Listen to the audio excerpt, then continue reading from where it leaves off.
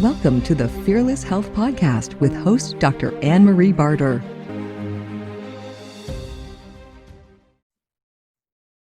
Dan, thank you so much for being with us today. So excited to have you as a guest.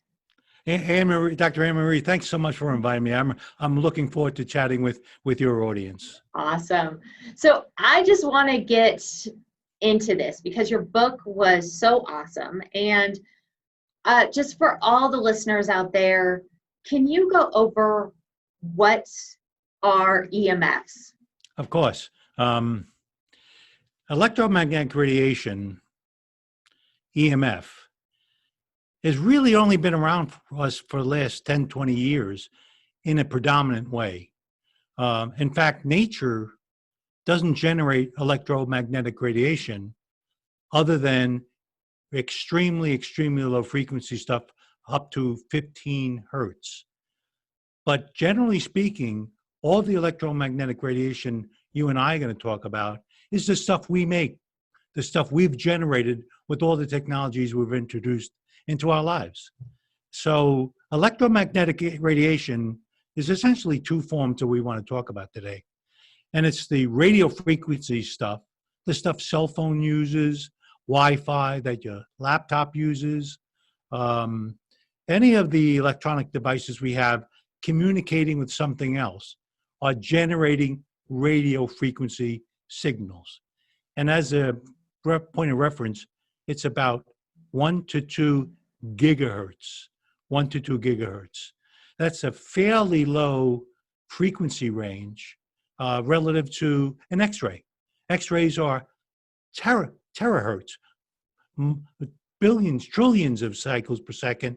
And we're talking about 1 to 2 gigahertz, which is about 1 to 2 billion cycles per second.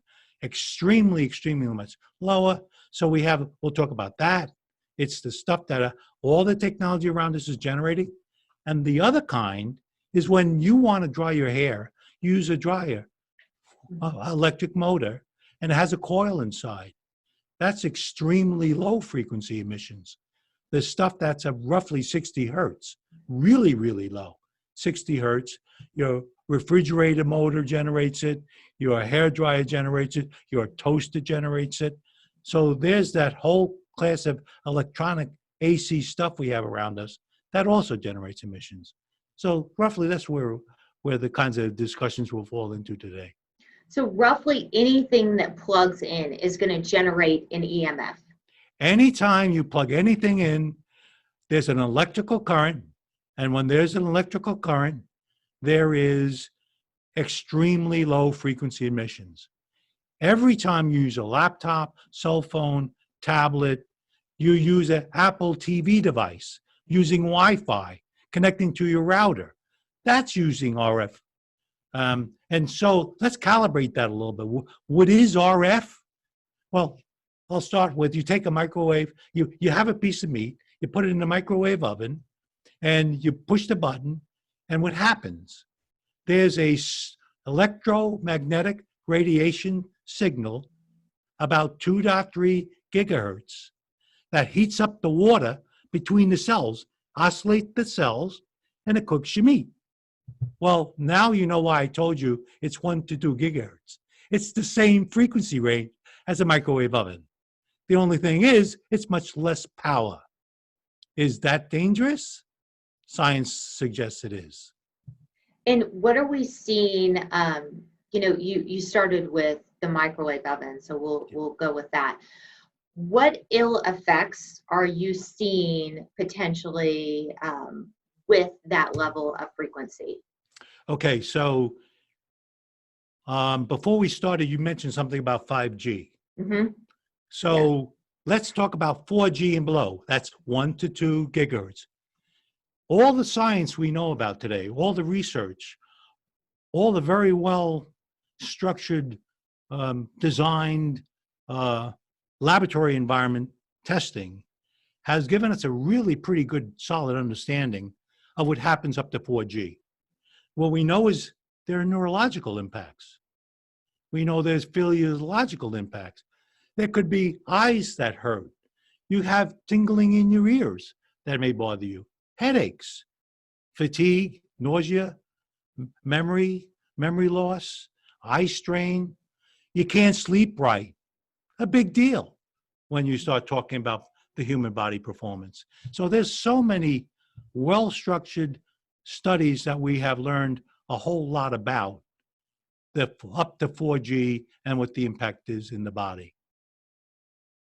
And so the impact of up to 4G is pretty significant, but Yes. now we're rolling out 5G. Yes. And so what's the difference between 4G and 5G of the effect on the body? Because when I look up at buildings and office buildings, they're all over the side of office buildings. You're not able to be shielded from that. They're within, I think, plenty of office buildings around where we are. I think we looked it up, and where we are in a small town, there's 130 towers.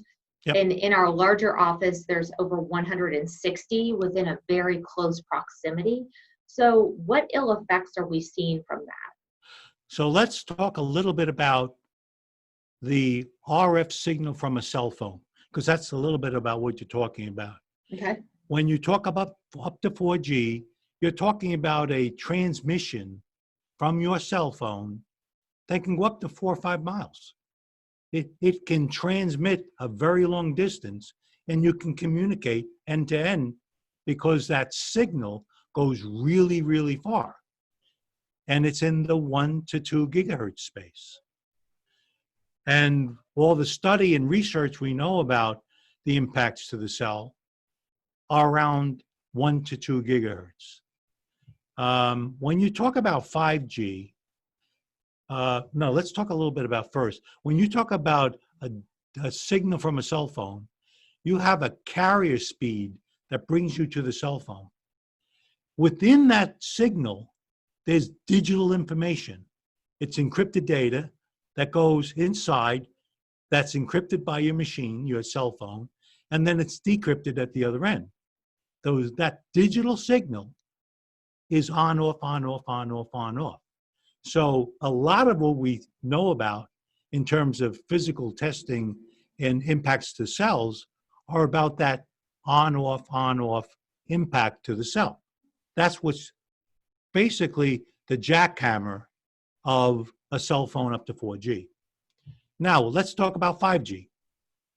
The FCC has approved up to 300 gigahertz. So we said 1 to 2 billion cycles per second. This is up to 300 billion cycles per second. And we talked about a jackhammer, right? The 4G jackhammer of a cell phone today. Well, with 5G, most of the signals in the first year or two, next couple of years, is going to be around 23 gigahertz and 60 gigahertz. A little lower, but still pretty fast. And the way that signal will touch the far end is what they call MIMO, multiple in, multiple out. So your cell phone will have 2 signals directed towards your cell phone. By the way, to your head as well. So now you have 2 separate digital signals that are hitting you. So what's the impact of that? I don't know. We know what up to 4G does, and we'll talk about that a little bit, what happens to the cell, because there's really a breakdown of a cell that is actually pretty important to know. And in your case, you probably quite understand that when we talk about radio frequency stuff versus X-rays, some in the industry talk about an X-ray can kill you, but non-ionized radiation, which is RF, won't. Well, let's talk a little bit about an X-ray. An X-ray is called ionized. What does that mean? Well, when you have an electron running around a neutron of a signal, and you have an X-ray hitting you for a long period of time, that electron is knocked out of its orbit and it's charged. It becomes ionized. That's why they call it ionized. And that's what does the mutated cell and DNA damage of the cell. It's that mechanical breakdown. Well, non-ionizing radiation has a different breakdown of a cell. But through research and science, we know that once the cell becomes in an oxidative stress, roughly, it's saying, forget, I don't want to be hit with this anymore. It actually breaks down and calcium penetrates the cell itself.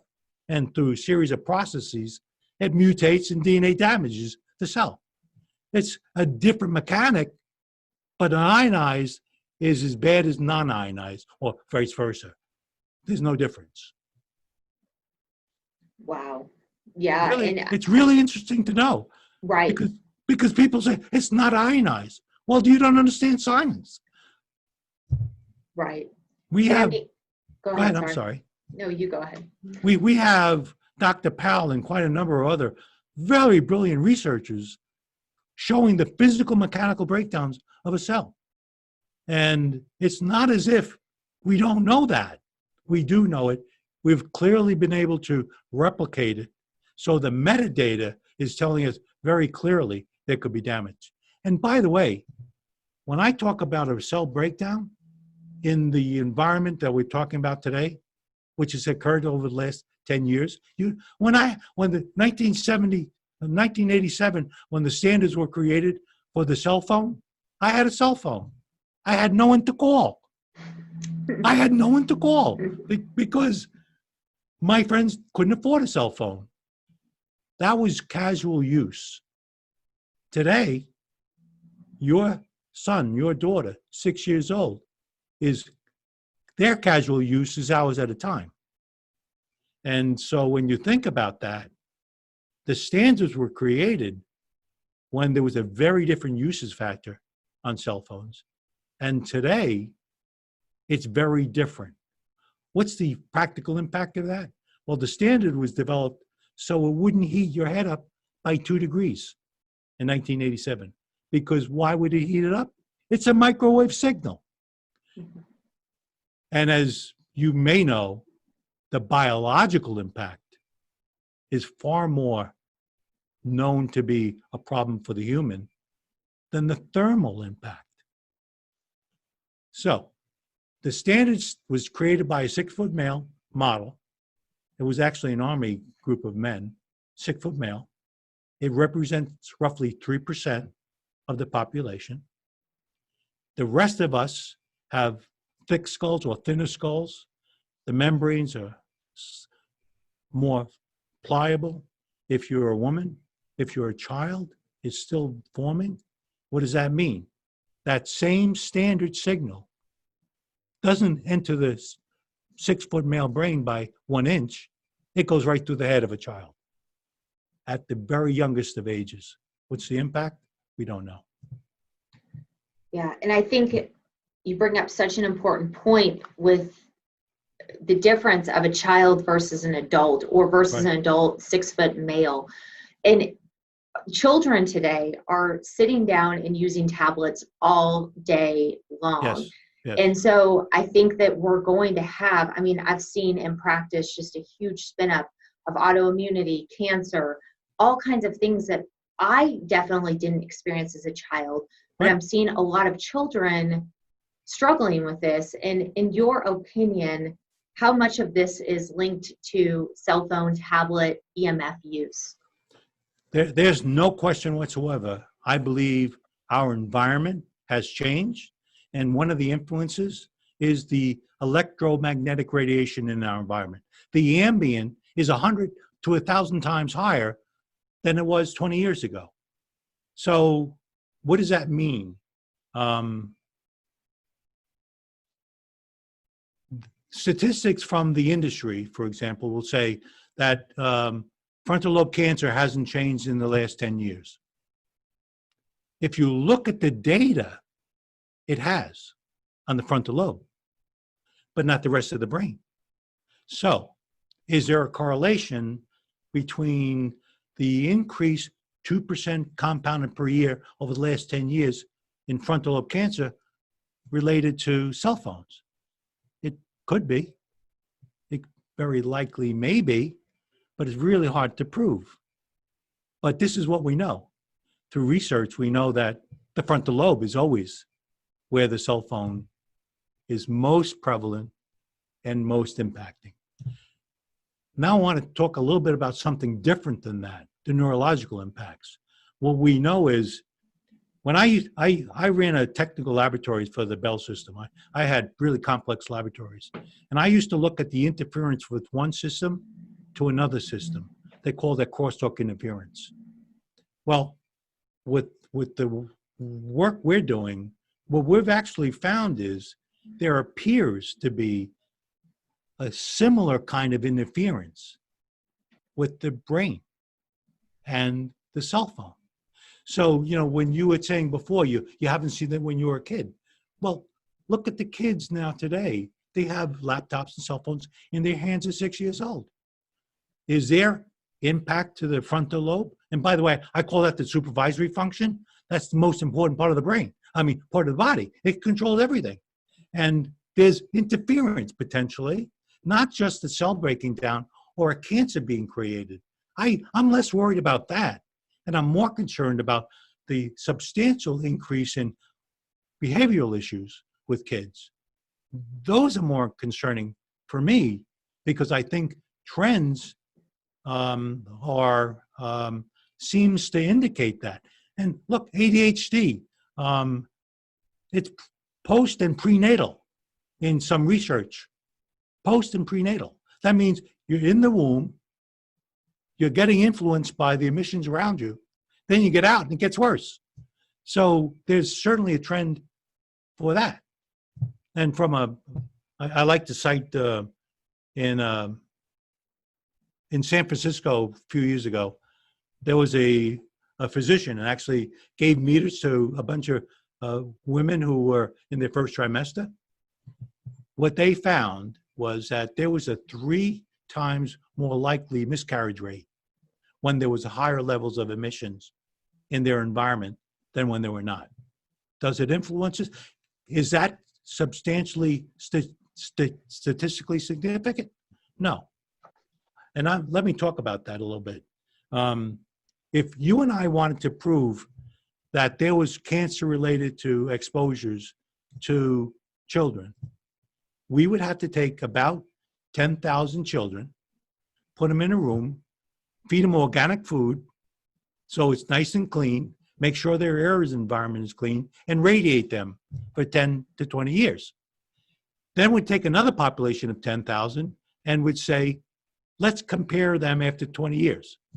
And if we see an increased rate of death and cancers and other serious illnesses, then we can conclusively, statistically, significantly say there's a difference. Well, that's why you don't see it, because we're not going to do that to our kids. No, We're not going to do it to them. not. But so that's sort of the problem, is that to really prove and demonstrate there's a clear link, it's very hard to do. And like every other kind of environmental introduction in our lives, it often takes 20, 30, 40 years to figure out what its real impact is. Right. And with the kids having to sit down with tablets all day long, it's part of their schoolwork and their curriculum. How can these kids protect themselves, or how can parents protect their children from the EMF radiation? Let's talk about that in a general way. I have a rule of thumb.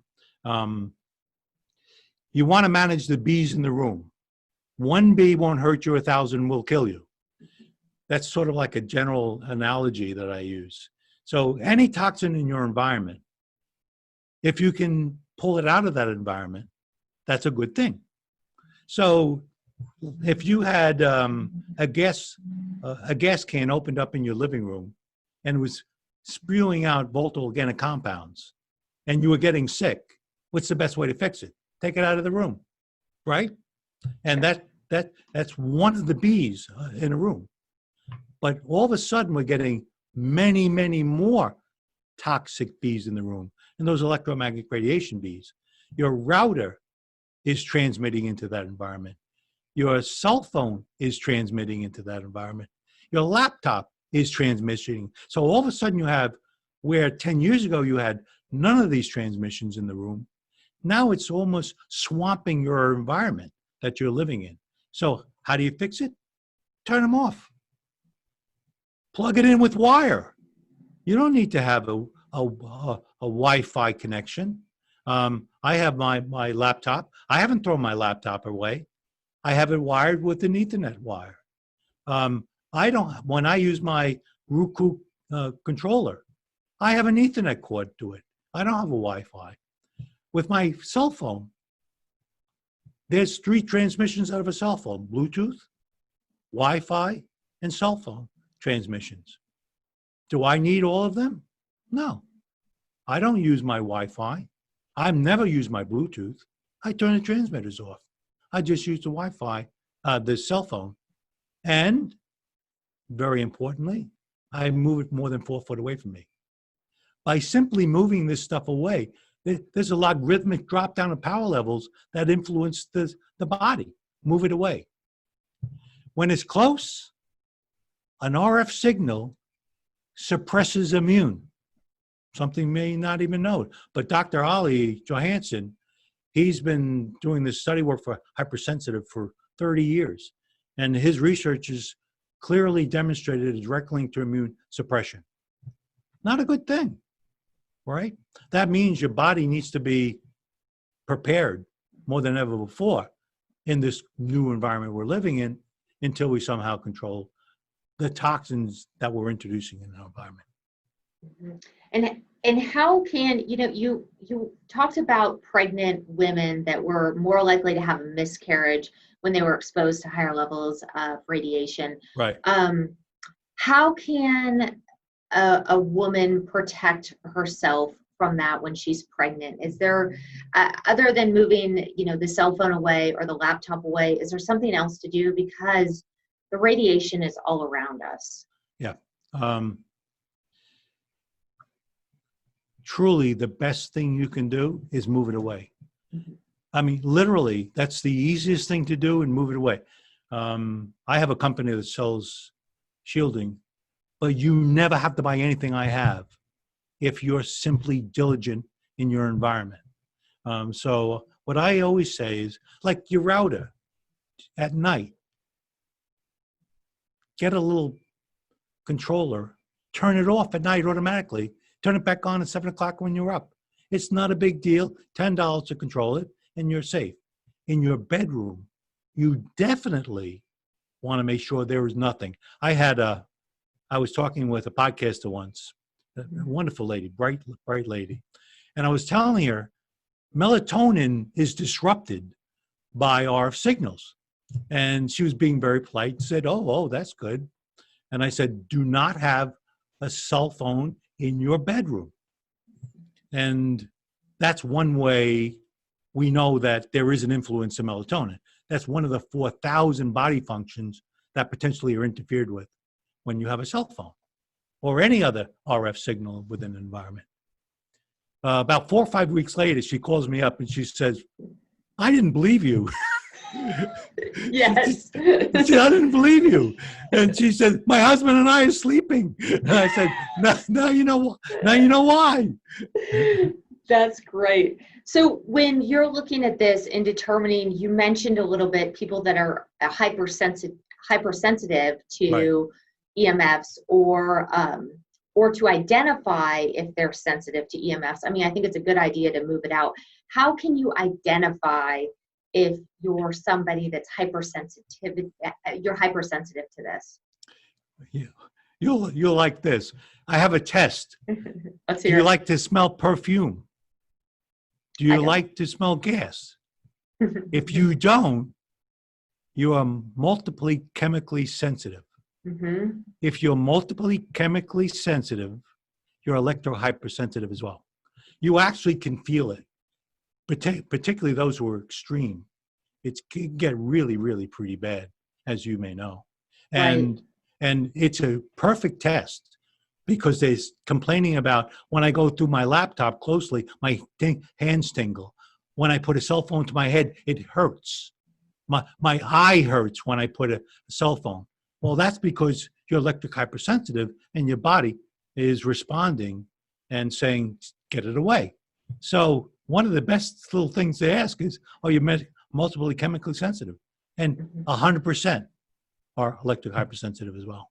Mm-hmm. And by the way, a few years ago, 15 to 20% of the population had some form of multiple chemical sensitivity. It's growing beyond 20% now. It's becoming more chronic. And when I talk about electromagnetic radiation, that's the big problem with up to 4G. That's the huge problem when you get to 5G. So what I'm seeing in practice is I am looking at glutathione levels a lot, especially when somebody is chemically sensitive. Yep. And I'm seeing a lot of people being depleted with glutathione. Have you seen any link between glutathione depletion and radiation exposure? Absolutely. Zinc is 100% in the hypersensitive. Zinc, the lack of zinc. There are clear body indicators that sort of are pointing to the kinds of body response. And I don't know if you're familiar with this, Dr. Anne Marie, but have you ever heard of CDR? No. Okay, let's talk about that because it's Right. important for you. We talk about oxidative stress, and that's the imbalance of the free radicals to the antioxidants, right? And so when in the past 3 or 4 years past, everyone talked about oxidative stress to the cell, and that was the body response to electromagnetic radiation. Well, yeah, you're not getting enough oxygen. We know that. But is that really a good characterization? And very recently, there's been actually some real solid work about CDR, cell danger response. I have a friend of mine who's a biochemist, and I used to tell her when we were investigating this stuff, a cell's a cell. It doesn't invent a different way of responding to a toxin. And electromagnetic radiation is a toxin. That's the body doesn't know the difference between that and a multiple organic compound. And so then we finally found a lot of body of work around CDR. And all of a sudden, it's sort of describing pretty sophisticatedly how the body is reacting to this toxin. And we've been able to actually, based on that, sort of figure out ways of helping the body improve its response to emissions like that. And believe it or not, neurological, it starts with neurological first. We found, you'd appreciate that, you can be walking and your brain's asleep. In other words, the brain patterns, the brain waves get so disrupted from the crosstalk interference, from the ambient RF in the environment, that is disrupting brain function. And that gets worse because all of a sudden you're not sleeping right. So your body's not recovering, the mitochondrial functions are depressed. There's a lot of subtending stuff that goes on. And so you may want to spend a little time looking at that, because what we've found is that that's a great way of looking how the body's responding and maybe give you insight into some of the things you can do. Although I'm sure you know, circadian rhythm of the body, all those kinds of basic stuff needs to be adhered to, or you're not going to be able to respond well anyway. You know what's interesting is I'm running tests quite a bit, and I see a lot of mitochondrial dysfunction across the board. It's pretty much consistent in every other patient. Every time I run a test, and these folks are healthy, like they're working on being healthy, and you see it across the board. And do you know that there's a direct link with frontal lobe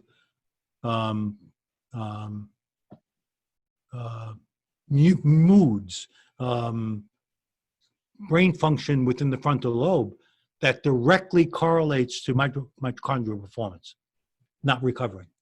A direct link, 100% of the time. So if you can measure it, I don't know if you've used the WAVI, it's a brain control. You can actually measure the performance of the frontal lobe, and you can see and correlate body performance by measuring the resistance of the frontal lobe regions. Wow. Yeah, functional neurology is not really my stick, but I mean, I think I've heard great things about it. There's no with question. this specifically. Yeah. If you're dealing with this in your practice, there's no question. One of the things we realize very quickly is if you're walking and your brain's sleeping, how is your body recovering? It won't not. recover. Mm-mm. When you're sleeping, the wrong stuff's going on. And it's so important to get the pattern right and correct it. And you can fix the leaky gut, which is always the case, by the way, Always. right? And you can fix that, but you got to fix the brain first. And they use, there's a couple of products. Brain Tap is one of them that I know clinics are using now. And they get the brain to be functioning the way it should be. They use Wavi to measure the differences, and they can really help now find ways of doing some repair to this. And by the way, I didn't mention this before, electromagnetic radiation. What is it? And we spoke a little bit of RF and ELF. Blue light is also electromagnetic radiation. The color you see on the rainbow, the blue component is almost, not quite, but it's almost ionized radiation. Ultraviolet light, you're worried about skin cancers. It's ultraviolet is the kinds of emission that is known to cause cancers under heavy exposures. Well, blue light is right below that. And in other words, it's strong enough to be influential. And when you talk about that light, I used to say, for example, I had a friend of mine, a physician, who was telling me about a woman that was in his office looking at the screen all the time, and she was getting dry eye for 10 years. And I said, are you sure that she has dry eye, or is it related to the screen she looks at and the blue light being generated by the screen? And I said, I'll tell you what, I'll send you a pair of blue light glasses. He put them on. Within 2 hours, her eyes cleared up. It was the exposure to the blue light component that she had been looking at for years. So I always talked about the blue light component, potentially, we know through research and science, dry eye. We know that for sure. But there's also premature macular degeneration that also is associated with blue light exposure. What we're now learning is there's a path between the eye and the inner parts of the controlling brain function that starts beginning to could be the source of balance. And of course, even the neurologist wasn't even sort of thinking that could be the case. But the fact is, this environment that we're living in is actually beginning to affect us in a lot of ways we've just never understood. And so, I mean, primarily the first probably symptom of this is a headache more than likely, or balance issues. One of those two is probably the starter. Ringing of the ears, Mm-hmm. right? All of this is directly connected to the circumventricular organ. It's the thing that's controlling. It's the most permanent part of the brain control. And do you know, is any of this dose dependent for people? I mean, normally it's not, but I'm just curious if it's dose dependent in this particular situation. I'll give you the long version of that, because in theory there shouldn't be, but because of the CDR function, it can get really. In other words, you can be electric hypersensitive. We fix your brain, we fix your body, and yet you have a cell phone near you, you'll feel it. Now, it's not really affecting you the way it did before you came to my clinic and I fixed you, right? But yet your body's still responding. So it takes very little. From a practical point of view, it does take more. And in fact, the way I describe it is, you won't die if you use a cell phone for 3 minutes. It gets much, much worse the longer you use it. Duration of exposure is really one of the major kinds of things you worry about. And the other one, as we mentioned before, I didn't refer to it as this, but distance. Distance and duration. You got to be worried about both. So there's a huge debate, just going back to cell phones. Parents don't know when it's appropriate to get their child a cell phone. Right. Do you have a comment on what's a safe age?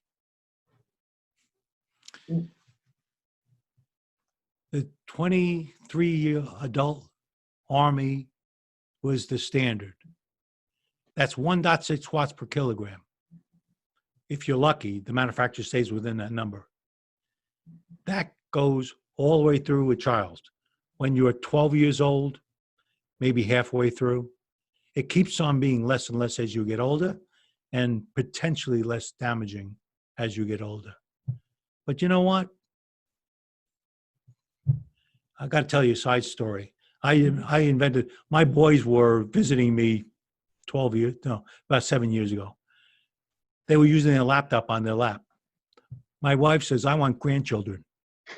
And I said, no, those transmissions, they can't be bothersome. No, you're absolutely wrong. You don't know what you talk about. So this is the intuition of a woman, and I'm arguing with it, right? So I said, well, let me look at it a little bit.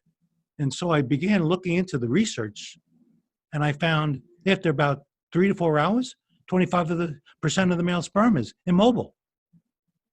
So I said, wow, how come we don't know this? By the way, that's why I wrote the book, because there was so much information no one knew about. So I ended up building a device because I knew they weren't going to throw it out. But I also knew that the distance problem would be solved because I could shield the signal from hitting their groin area. And fast forward today, I still don't have any grandchildren, but I do have a... Might not be because of EMF use. It's not EMF. Might not be because of that. So with males, you see sperm motility reduced. What do you see with women on the female reproductive piece? Yeah, that's something I haven't talked a little bit very much about. But we know that there's, from a study work, a very large study work in Europe, that there's roughly a 2% growth in the womb directly related to electromagnetic exposure. A small percentage of that becomes tumorous, cancerous. So we already know there's a link. There's another link. In fact, Dr. Powell talks about this, and I don't believe it, but I'll share his view. If you take a cell phone and you give it to a 12-year-old girl, she puts it in her pocket, her back pocket, that's close proximity to the egg. There's a potential for mutation, for DNA damage that may be in her subtending generation, children she bores. And so there's the concern, not of just the woman itself, but her children and their children's children. I don't believe that so much because I believe in statistics. What's the probability of every 12-year-old girl putting it in her back pocket and every one of them having DNA damaged cells? Very low. But there is possibilities, and certainly research has shown that there is those links. So ultimately, it affecting the egg could affect the genetics of the unborn baby, which, we see with nutrition all the time. We know that the egg and the sperm are formed 4 months before. And so if we really want a couple to have a healthy baby, we start 4 months before. Absolutely. I had probably he's certainly the longest living radiologist in the U.S. He's a brilliant, brilliant man. And when I wrote the book, I asked him to take a look at it. And his whole world was research over the last 25, 30 years. Brilliant man, Dr. Prasad. And he read it and he said, I've known ionized radiation my whole life, and you're providing insight to me.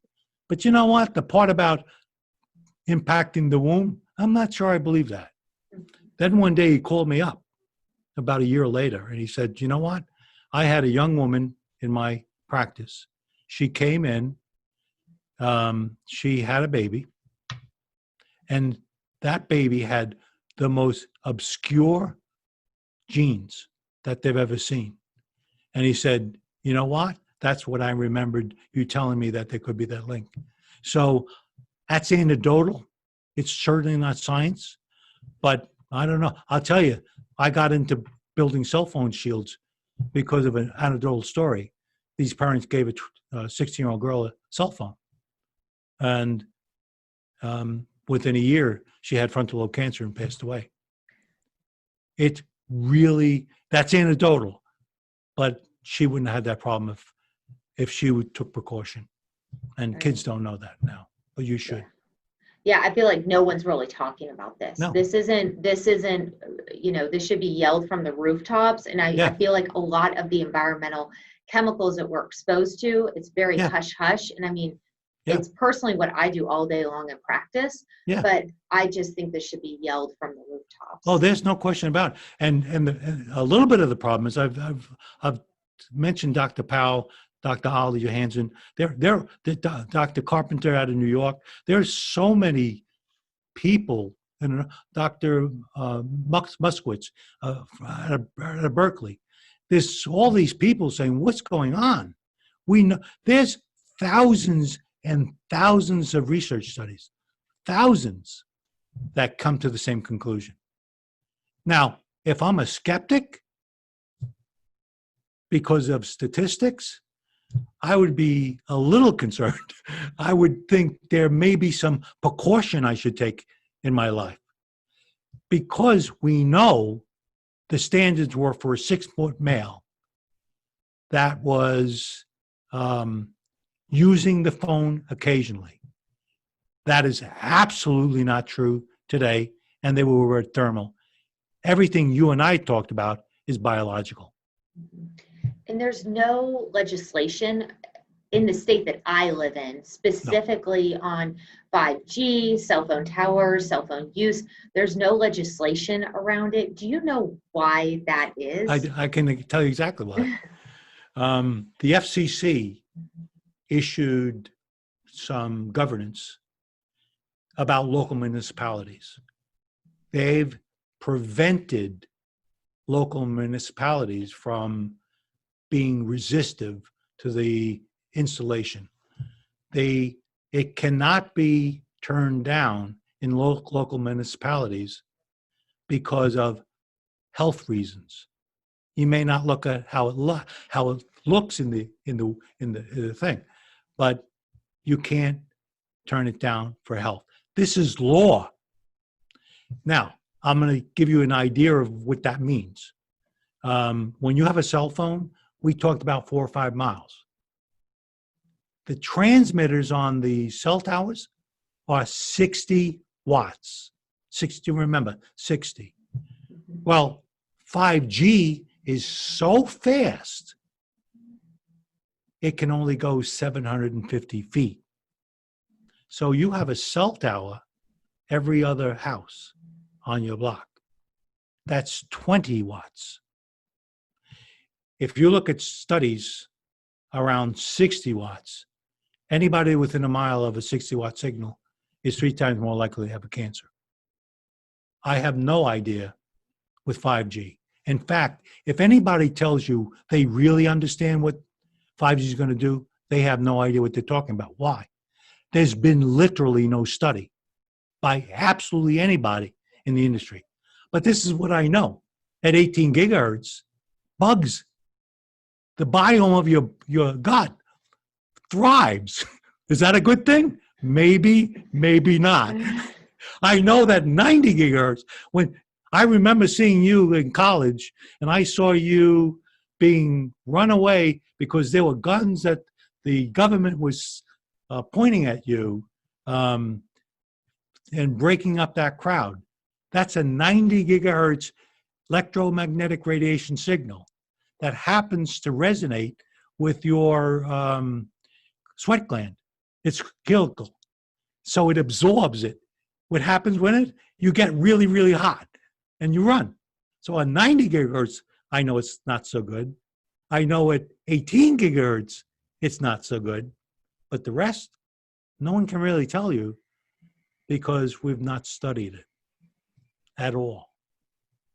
It's really scary. It really is scary to me because I was from the research side, and I never accepted anybody's comment about what you're telling me is legitimate. I have to verify that through my science. And none of that has happened. But this is what I can tell you. If you would project our understanding up to 4G, I would probably project it's worse than better. And it could be much worse. I was mentioning to you, we have relationships with clinics. One of the clinics, there was a guy, Dr. Court, out of Portland. And he called me up one Saturday and he says, I'm burning up. What's going on? And I said to him, how the hell do I know what's going on? I don't know your environment. But I said, did you get new service, telephone service? Did you get cable service? Oh, yeah, we just got new cable. I said, well, go look at what they gave you. And it turned out they gave him a 5G router. He could feel it before he saw it. And he's electric hypersensitive, by the way. So he was more sensitive than normal. So the CDR response was a higher, quicker response in that exposure than normal. So we're definitely all exposed to this. I mean, there's no way to get around it. I mean, even if you don't think you're exposed to a cell phone tower or whatnot, you absolutely are. So in my opinion, I've had a real hard time with EMF readers because they don't really feel like they're that backed by science to me. right.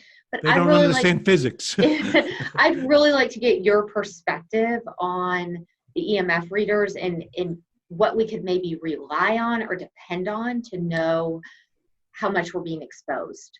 Yeah, that's a great question.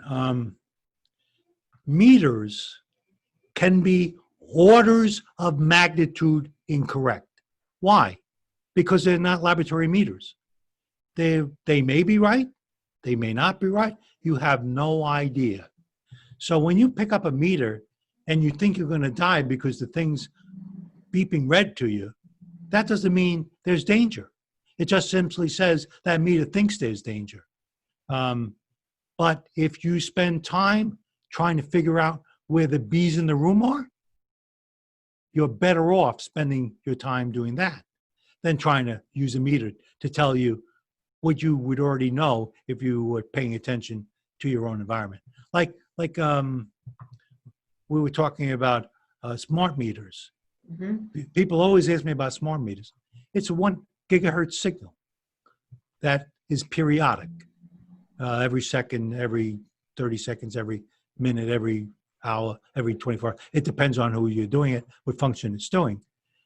If it's on the side of your garage and you have a 2-car garage and your bedroom's on the other side of the garage, that's 25 feet. Are you worried about a one gigahertz transmission? Absolutely not. If it's on the wall of your bedroom, move your bed, because now it's constant load over an 8-hour period. Duration and intensity are high. Move your bed. And I'm not being facetious when I say that. It can influence you, and you won't even realize it until your body disruption is worse and worse and worse. And by the way, I always tell this to everybody I talk to. Multiple chemically sensitive, it's 80% women. Electric hypersensitivity, 80% women. Why do you think that is? Hormones, aluminum from the intake of drugs. There's a lot of reasons, which science doesn't understand yet, by the way. There's brain differences. And when the crosstalk, we talked about a little bit about that could be, but no one really can pinpoint it. But it's a fact. And by the way, I beat everyone who I talked to about that. Tell me why women? Because they're suffering more than men. And we got to know why. I've noticed that too. Yeah, well, that's good. Definitely. That's good to hear. That's good to hear. It's interesting, just on a side note, I've also seen in those women, I've also seen a lot of mold exposure as well. As just a clinical correlation. I've seen other exposures, but definitely mold exposure, sometimes benzene. A cell to cell. Mm-hmm. It's right. not inventing a different way of responding. Right. And with mold, by the way, you don't clean the air. You find the source, right? And it's a volatile organic compound. The spore is. It's not the mold. It's the spore. But you're right. And there's 100% correlation because, as I said before, there's 100% correlation between multiple chemical sensitivity and electrical hypersensitivity. The body's responding the same way. And it's really hard to tell what it is.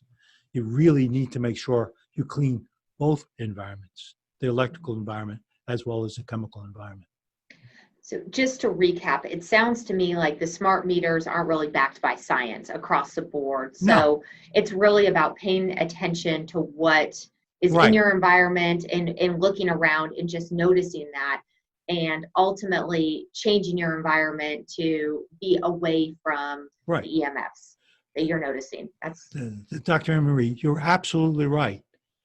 It is not the time to panic about the potential exposures. The time is to think about the environment and how you can modify your environment to be more friendly for your body and your family's body. It's really true. The FCC is not going to protect you. Nope. I'll tell you a little story. The chairman of the FCC that approved 5G was the chairman of CTIA 30 years earlier. He was the head of the consortium representing all the cell phone companies. Oh my goodness. Yeah. So if you think you're going to be protected by the federal government standards bodies, not necessarily true. Wow, that's a conflict of interest. Definitely a big Without conflict a doubt. of interest. Just Without slightly. a doubt. Yeah, that's the talk about the fox in the hen house. I mean, like, give me a break. Yeah, really true. Wow. And it always takes what is it?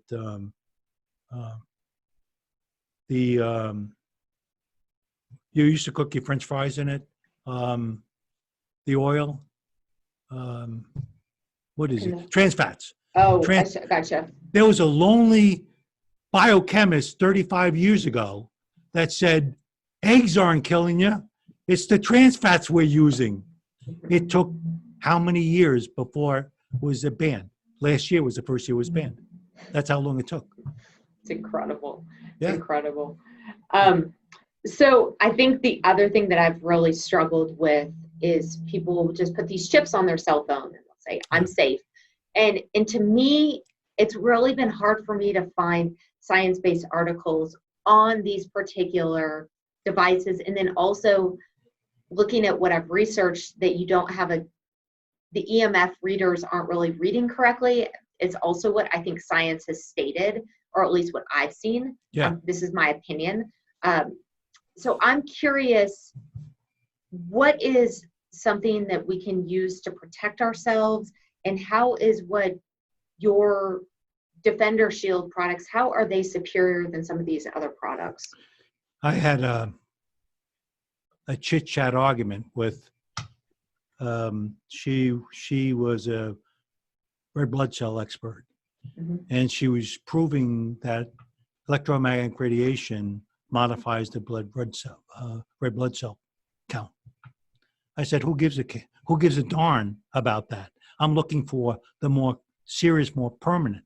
So measuring temporary body response is not necessarily an indication of a problem. That leads me to, when you have someone claim that they have a device that can protect you, you want to look at the independent research laboratory that verified their claim independently. And it's not indirect. The blood cell count, for example, that's indirect. It's not direct. So I always say something to everyone that they really should look for the independent, unbiased study work that substantiates the claim. There are so many that don't understand physics and make physics claims. And I won't get into the details, but there are a lot of claims being made about how this somehow eliminates the exposure and you're perfectly safe. Yet you're still talking to the cell tower. That's a conflict of statements. physically impossible to do. So when they say, I've done something to the signal and it's still being connected to the transmitters, something doesn't seem right. And many of the things we've looked at, they simply really don't understand the problem. They may do something. I haven't seen an independent study, nor have I been able to prove their claim. So I always caution everyone to really pay attention. The best things you can do is distance and time. If you can't do that, try to find something that can be independently verified that's functional. And your products are independently verified? Oh yeah. Dr. Ann, actually knew more about the study, the testing than they did, because that's what I did for a living. But you can't trust me. You shouldn't trust me. So I went to laboratories that I knew were certified to do this kind of testing. And I said, tell me how our products perform. And they told me, that's what we publish, not what I think it is. So it's really sort of important to have that unbiasedness, because people are making claims. I'll give you an example. For sure they are. We talked about 5G. Mm-hmm. I have military grade design detail teams working to build me shielding. I have prototypes. The laboratories in the US market cannot test it because they don't go up to 300 gigahertz. None in the US. So if you're reading something and says, look, we're 5G compatible, you got to be joking me. You have nothing that can prove that. You make that claim. So people are beginning to make those claims, and it's just not true. You really got to be careful, because it could be your life in some cases. It's really that important. So I think really, and correct me if I'm wrong, the really big take-home message is here: distance from your devices, making sure you're not putting, say, these devices on your lap and whatnot, not on your organs.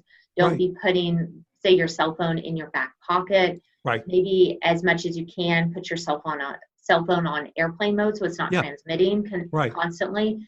And that is, and if, let's say your bed is by a smart meter, to move your bed to be a little bit away from that, so you're not just constantly being transmitted, basically. And so those are really the big take-home messages. Exactly. It's simple stuff you can do.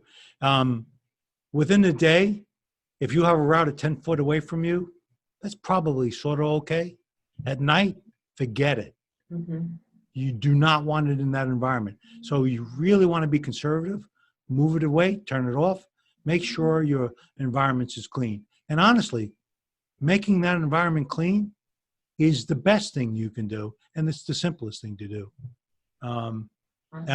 Ethernet when you can, wire your devices. If you're going to use your cell phone and you put it directly against your head, try to limit the time. Don't spend too much time on it. If you want to spend more time, put it in put it in your hand and put it on speakerphone. If that doesn't work for you, get a headset. I'm wearing a headset. You're wearing a headset, right? Just get a headset. It's better than against your head. Why did I say that? Well, here's a point of fact in research. A cell phone generates 1.6 watts per kilogram. If that signal is starting here, how far can it go? A 6-foot male, 1 foot, 1 inch, excuse me. I was like, wow. Wow, right. If you have a blood-brain barrier down, not protecting the brain itself, there can be a frontal lobe cell mutated at 0.1 watts, 15 times less power level. So it can get fairly serious if it's long-term use. And if you're concussed, where you have a blood-brain barrier down, that's not so good. And by the way, 20%, 30% of us have concussions. And I would even guess the blood-brain barrier being down is quite a high number. I mean, I see quite a high number Yeah, in my yeah, practice. yeah. Not even just being concussed or having a concussion, but just because of the environment, really, overall.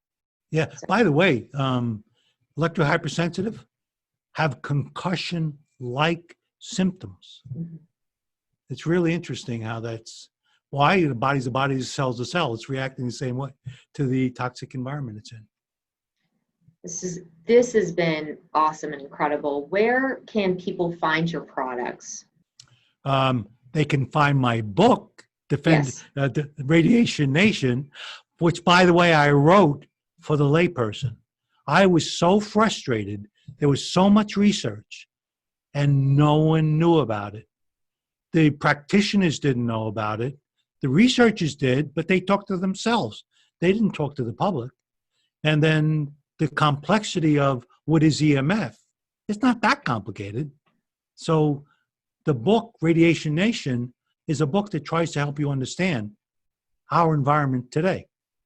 And Radiation Nation can be found at defendershield.com. Defendershield.com is our website that actually has the book, of course, has a lot of information about the science and research that's been happening, including 5G. We have pages and pages of, if you want to understand what this environment's like, read our 5G website. And we also have all the product lines we have produced over the years. Awesome. Thank you so much for being with us here today, Dan. We really appreciate that. Well, thanks so much for inviting me. I really do appreciate it. This has been great. Thank you.